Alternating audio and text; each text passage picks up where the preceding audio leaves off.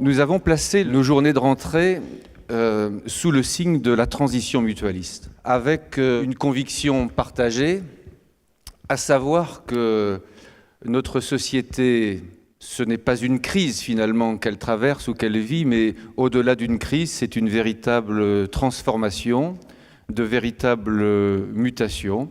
Si vous avez fait cette table ronde et si j'ai accepté d'y participer, c'est parce que vous vous posez des questions. Vous sentez qu'il y a une mutation en profondeur, et je pense comme Thierry, il y a une mutation en profondeur. Mais vous, au moins, vous vous posez les questions. Et c'est le début.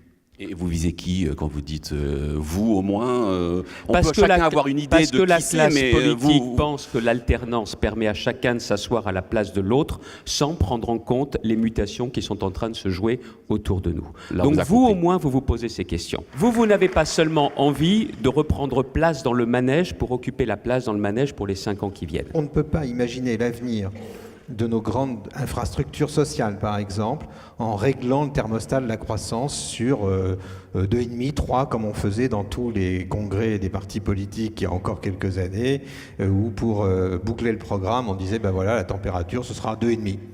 Eh ben non, c'est 1,4 en moyenne décennale et ça risque de pas beaucoup bouger. Et si on pouvait y rester, on serait déjà pas mécontent. C'est vrai qu'on est dans une situation paradoxale. On a entendu ce matin, par exemple, une évolution assez forte du rapport au travail et qui interroge l'architecture de notre protection sociale au moment même où on a, dans notre pays, envisager la généralisation de la couverture santé autour du contrat de travail dans ses formes finalement assez traditionnelles. La trajectoire, c'est la trajectoire du débat et de l'échange.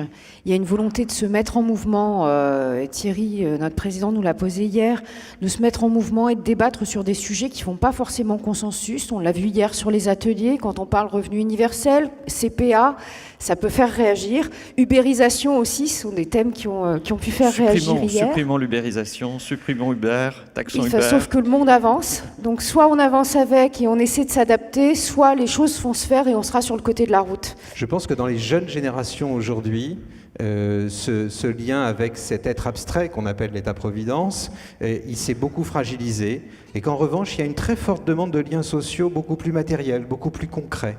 Et c'est ce que le numérique et les grandes plateformes fournissent aussi. Le développement de l'économie du partage est illustratif de cette nouvelle demande de liens sociaux. L'État-providence est en crise fonctionnellement dans son efficacité, mais il est aussi en crise dans sa signification, dans sa justification.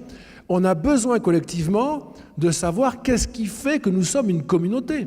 Le monde s'ouvre et dans ce monde-là, le paradigme mutualiste me paraît particulièrement approprié. Pour ceux qui auraient des réticences sur la place et sur le rôle futur de la mutualité, la question qui se posera, c'est est-ce que ce sont des sociétés privées avec un intérêt mercantile qui prennent complètement la main ou est-ce qu'on réussit à équilibrer en laissant la place au système mutualiste ? Je pense que sincèrement, la question est là aujourd'hui. Et ne nous trompons pas, quand vous avez des assureurs, même aujourd'hui en France, qui proposent des parcours comportementaux pour dire que c'est pour aider à aménager sa santé haute. Derrière, on ne m'empêchera pas de penser qu'il y aura une pression de lobbyistes pour faire évoluer la législation française et pour entrouvrir la porte à la sélection des risques. La mutualité a toujours dans son histoire, ça a été rappelé aussi plusieurs fois, adapté son mode de fonctionnement et la protection qu'elle offrait à ses adhérents avec les nouveaux besoins sociaux, avec les évolutions de la société.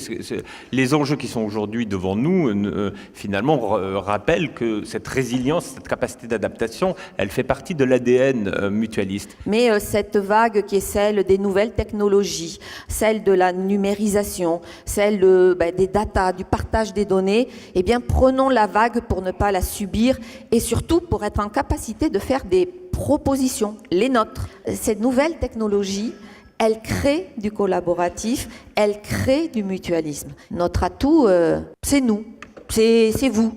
C'est les débats qu'il y a eu hier dans les ateliers. C'est les restitutions qui ont été faites avec ces binômes élus et je vais dire experts ou spécialistes. Donc c'est l'engagement qui a été pris de vouloir être au plus près du terrain en termes d'animation. Donc les atouts en termes de modèles, on les a. On peut tout faire.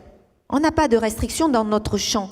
Donc effectivement, les atouts, eh bien c'est les militantes et les militants. Notre société se transforme à grande vitesse, sous nos yeux. Une question simple. Acteur ou spectateur de ces changements? Mon intime conviction est que dans l'intérêt de nos mutuelles et de nos adhérents, nous devons prendre toute notre place. On ne nous la donnera pas. Ensemble, nous pouvons ne rien lâcher. Ensemble, ne lâchons rien.